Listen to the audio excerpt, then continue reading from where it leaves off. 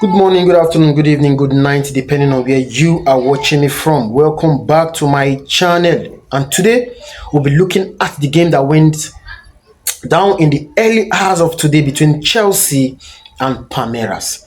So we, the football lovers, we just have to wait for that game because it happens early hours of today. We were just awake just to get a glimpse of that match. And a big congratulations to Chelsea because they just qualified for the semi-final in the ongoing FIFA World Club Cup.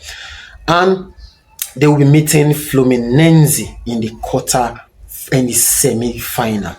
In the first half, nothing much happened in the first half. Chelsea were in total dominance, controlled the game. They put the ball down, played the game, had one or two passes. They could have had more than one goal in that game.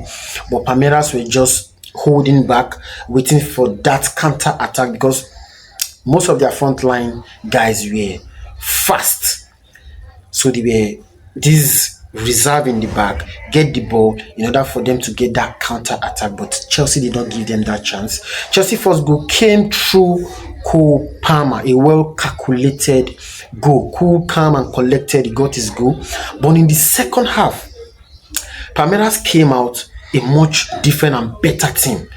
They were a different beast in the second half. They collected the game from Chelsea at some point, and they were rewarded with a goal from Estavio William. Estavio William from a very tight angle. So I could not even blame Sanchez for that goal. It was very, very tight, a tight angle, and the guy got the equalizer for Palmeiras. And in the first half, Sanchez was like, well, just dormant, nothing to do in that first half. We just relaxed. If not myself, I just carried bed, sleep because no shot on target, nothing. But in the second half, it was a different ball game.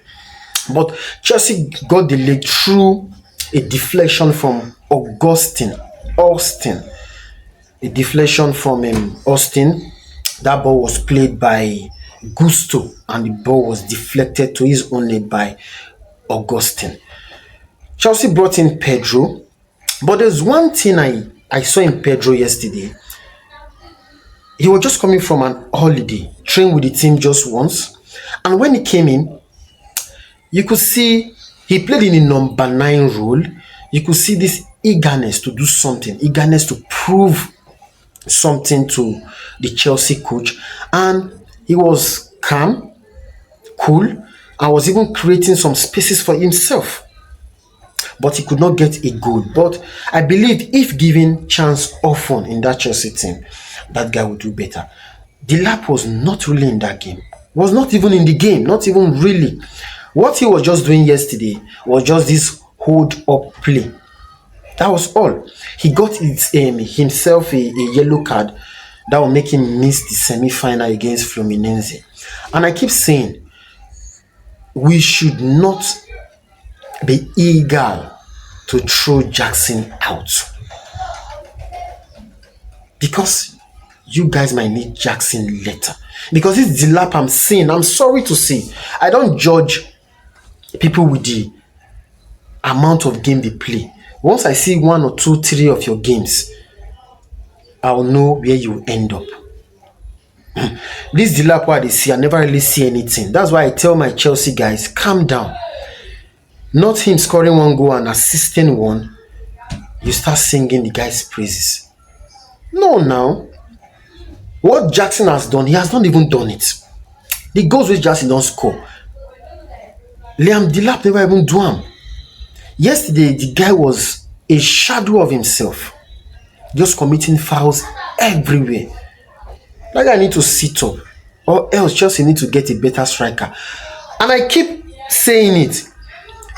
The lap might not even be the one to even bench Jackson. It might even be this Pedro.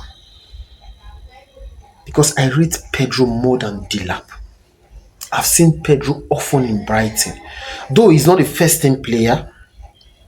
Because Welbeck the bench him. But when he come in, anytime they introduce him, you can see he has something to offer.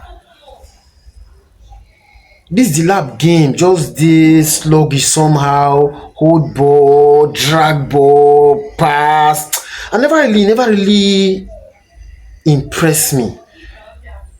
He never really played that game where be say we won't put Jackson neck for ground cut him. And I keep saying it. You guys might still end up as Jackson with Jackson as your top striker. Because this is the lab. Pedro go bench him. If you know sit up, Pedro go bench him. And someone keep asking me, even yesterday, the person sent me a message. Have you seen anybody putting on number 9 shirt at Chelsea and do well? That's a question for the Chelsea fans. So please, on the comment section, let me know, because I've been following Chelsea for so long. Apart from Asobang, then Andrew Flo, I never really see anybody who put this Chelsea number 9. Most of you Chelsea fans might not know Andrew Flo. Most of you do not even watch Asobang. I watch Asobang and I watch Andrew Flo.